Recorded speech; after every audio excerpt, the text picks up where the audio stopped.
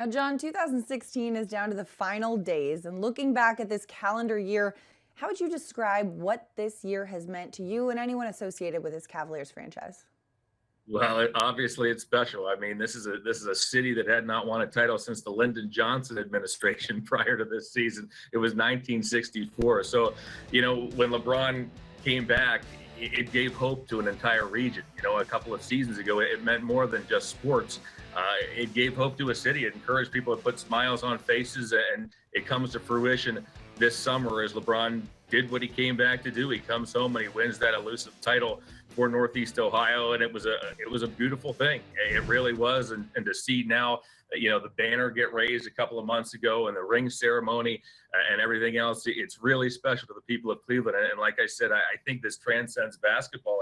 It gave hope to a region, and now it's given a championship to a region that will never, ever, ever forget it, and never forget this year of 2016. I know the Cavaliers are back on the court, so there's not a whole lot of time to gloat over the victory here. But what's the next challenge ahead for the Cavaliers up until, say, the next Warriors game or maybe even the playoffs? I think it's stay consistent, Michael, and they've been better this season doing that than they were last season. They had a couple bad losses, particularly late in the season. They lost to a shorthanded Memphis team at home. They lost in Brooklyn to a struggling Nets team, and the consistency wasn't where they wanted it to be. And there still are holes. I mean, this team knows that it needs to get better defensively. It wants to continue to play fast. I think it wants to continue to play with the right habits. You hear that a lot out of the coaching staff.